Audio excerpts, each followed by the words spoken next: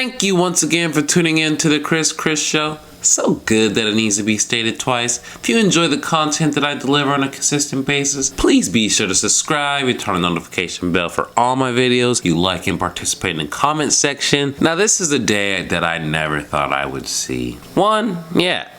Joe Biden beating Donald Trump in Georgia. That was something that I could see happening. So that means you're telling me that Georgia, historically red state, would become a battleground state. I would have told you you're full of shit. There's no way that Georgia's being more progressive than Florida. But then this is where it all begins. It all begins because of Stacey Abrams. This lady deserves a Nobel Peace Prize for what she's done, for how she's gone about things since losing the government race in 2018. Instead of being mad and being bitter about it, she was like, I'm gonna get better. She was getting black Georgians to vote over the course of these last few years. She was just showing them the importance of voting. Even when you were talking about the elections in general, everyone was just well educated and they knew that a runoff election was going. So either way, the voter turnout was up higher than expected, especially among the black vote. The voter turnout among Republican areas were down in general. And also, Kelly Loeffler and David Perdue lost by more than what Donald Trump did. So how did we get here? That's what you really want to know. To me, it started when Trump started saying the election was rigged, especially in Georgia. He started attacking how their voter system was, basically saying it was fraudulent. Why believe in it? So if you're a diehard Trump supporter, why would you get up and vote? Why would you trust a system that just fucked you over in November and you're going to try it again in January? So a lot of those people did not get up and get out and vote.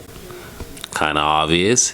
Then the second biggest thing to me, when Mitch McConnell wasn't backing Donald Trump no more, when he congratulated Joe Biden as the next president, Donald Trump was like, oh, you're not going to do my bidding anymore, then I'm going to make shit way worse for you than what it needs to be. That's when he was holding off on signing that bill that held up people's unemployment for a week. That's when he started saying the American people deserve $2,000 stimulus. And that's when he started talking about getting that standalone bill for the $2,000 stimulus. Now, Trump knew what he was doing when he did that standalone $2,000 bill because he knew Mitch McConnell was never going to pass that bill. And in return of Mitch McConnell not passing that bill, the American people started to notice, hey, I'm not getting this extra money, or I'm not being helped in the pandemic. And it's not just because both sides are just bickering about stupid shit and don't want to get us help. It's literally one side that wants to give you the money and another side that's like, no, this is fiscally irresponsible, but we could bail out the banks and the corporations and small businesses and everyone else, but we cannot bail out the people. So now the people are aware, people are worried about being evicted, people are behind financially, so they've been paying attention to politics more than ever. I mean, they started to figure out that Moscow Mitch is just full of shit. He doesn't care about anyone. He only has his agenda. He always loads up bills with bullshit that won't pass, but the Democrats, so he could be like, hey, we tried, but Democrats didn't want to work with us. Basically, people are finally seeing through to Mitch McConnell's bullshit, and it's just, Raphael Warnock is the first black senator to be elected in the state of Georgia. So that just shows you where we have come as a country, to finally have someone of black roots to be elected from down south, when we know the history of that. So that's very powerful and impactful as well. John Ossoff is the first Jewish person to be represented from Georgia. So this was just a historic day. This was an historic runoff election. Runoff elections generally were geared towards more Republicans. Democrats usually didn't get out and vote after an election if the president wasn't on the ticket. But as we've seen now, times have changed. People are more aware than ever. People are paying attention to politics. Part of that might be because of the pandemic and people are,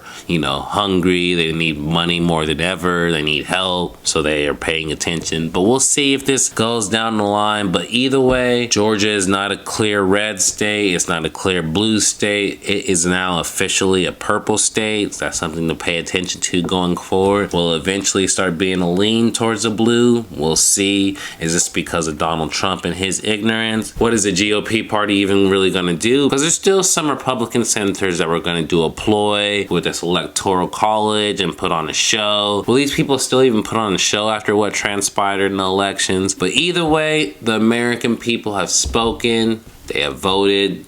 The House is blue, the president is blue, now the Senate is blue. But now, Democrats don't think that the pressure's off of you. The pressure is on for you more than ever. That means I know with the 50-50 you can't get 60 votes with everything without bipartisanship, but now Mitch McConnell's not on the floor. He's not going to be the one that's pushing bullshit through. You guys need to start pushing things through. That is actually going to help us. And just know we are going to be watching what you guys are doing, and we're not going to just turn a blind eye, just like we shouldn't turn a blind eye to any politician. You should hold anyone accountable to what you want and what you elected them for. That's what they're here for. Don't let politicians say one thing and do another and not hold them accountable. That's whether you're Republican, Democrat, whether you're in another country. Hold these politicians accountable. That's what they're here for. They're being paid for. So if you're not holding them accountable, then what the hell are we here for? So in the comments section, you guys let me know, how surprised were you to see that both of the Senate seats turned blue? Who do you think contributed the most to it? To me, obviously the most is Stacey Abrams for getting the thing out and vote. Then to me, it's Donald Trump with the whole election is fraud, and then he turned on Mitch and he wanted $2,000 checks. And then thirdly, Mitch, because he turned down the $2,000 stimulus. I think if he passes that, the Republicans might win. But also we have to remember Kelly Loeffler is just a shitty candidate. I never thought she was going to beat Raphael Warnock. David Perdue has more seasoning. Even he has not helped Georgians this year, so they've kind of turned on him. He was in some fraudulent activity. He wouldn't debate John Ossoff. So the candidates weren't that strong. Trump wasn't backing them up. Mitch McConnell wasn't doing anything to save their ass. So those people are on their own, and they aren't strong candidates like I just said. And that's why Georgia has its first black senator, and it has its first Jewish senator.